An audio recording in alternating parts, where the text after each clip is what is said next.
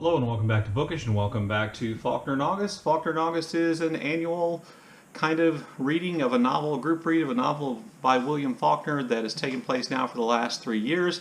It's hosted by Alan over at Big Hard Books and Classics, Una and Crypto from the Codex Cantina, Roz from Scallydine Only About the Books, Noah from Everyone Who Reads Must Converse, and myself. And Alan made a Faulkner in August 2021 tag, which I want to do today because it's Tag Tuesday. And hopefully it's a way to drum up more interest in Faulkner in August. This year's Faulkner in August novel is Sanctuary, which we have already started reading, but you can join in. I'll leave my Voxer handle down below if you want to join our Voxer group. You can send me a Voxer message and I will add you to the group, which is lively and really all over the place, but people are having a good time, and that's what's most important.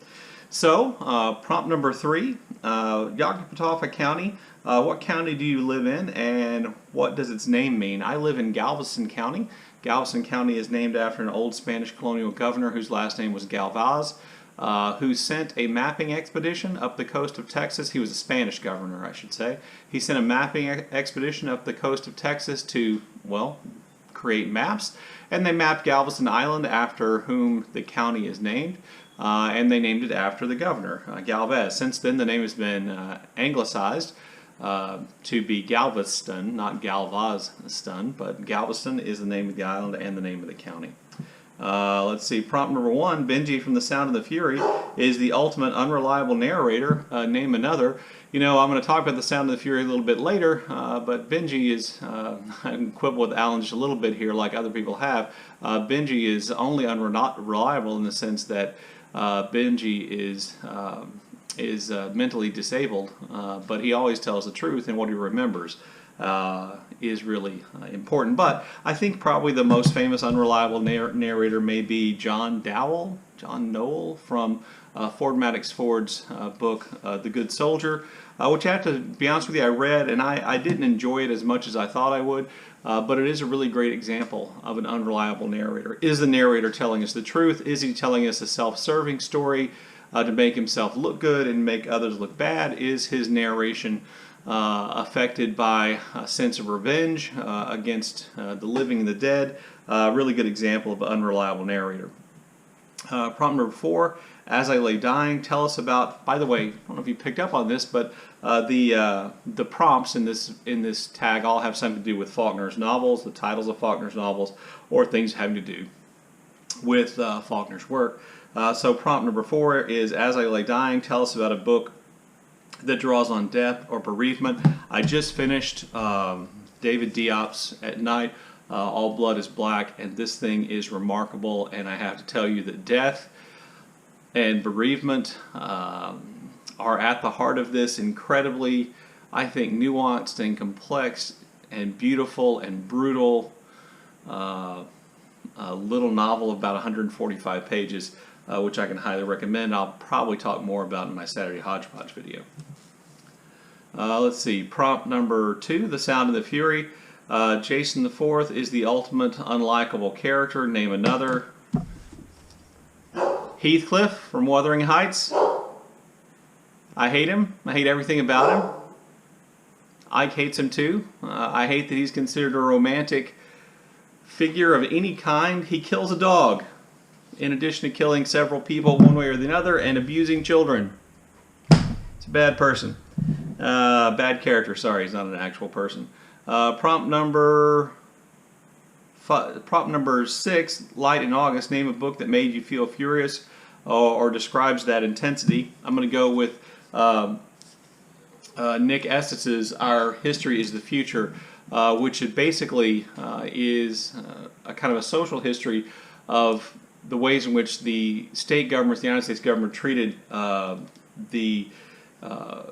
what we used to refer to as the Sioux people in the Dakotas and Dakota Access Pipeline, etc. It essentially is a call to all people, really, but those First Nations people, to fight against further encroachment on and loss of their land.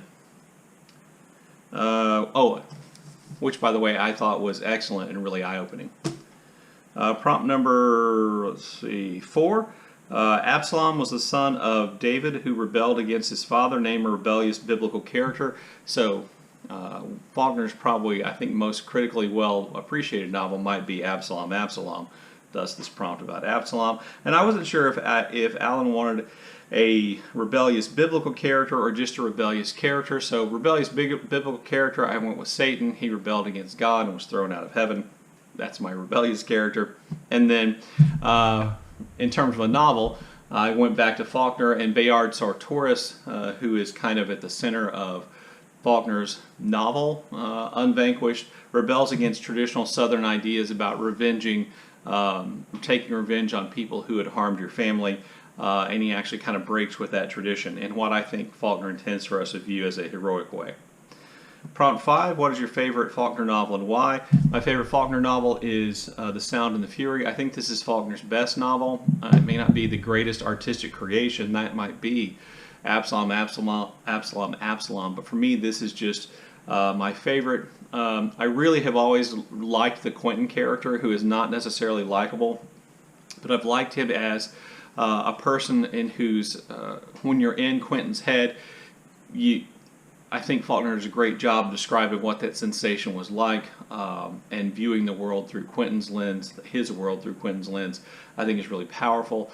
I think the Benjy section, which is narrated by one of the Compson kids who is mentally disabled, is a brilliant example of Faulkner's ability to create incredibly intense kind of stream of consciousness perspective and have it all tie in and kind of anyway. So what I would say is I think The Sound and the Fury is in lots of ways Faulkner's kind of most brilliant artistic vision, where he pulls everything together in the best possible way. And to me it's kind of the most perfect of Faulkner's novels. And then let's see, the bonus prompt or extra credit is, what was Faulkner's nanny's name and why is that significant? I believe his nanny's name was Caroline Barr. She was an African American woman. She serves as, I think, the role model for the African American housekeeper in The Sound of the Fury named Dilsey, through whom we kind of get the most straight narration of what's going on with the Compson family in The Sound and the Fury. And Faulkner had a deep respect and love for Caroline Barr, which many would tell you suggests that Faulkner wasn't as racist as people, as somebody like me thinks he is. I would just say was not unusual for white racists to single out African American people who they thought were exceptional and to praise them despite their relatively racist ideas about other people. Anyway, there you go. There's The Sound of the Fury tag. I will leave a link here in the end notes to my Faulkner in August introductory video, and I will leave a link to Alan's version of the tag down below. And I believe Jack the Rambling Raconteur also did this tag. I'll leave a link to his down below. Look forward to your comments in the comment section below, and as always, thank you for watching.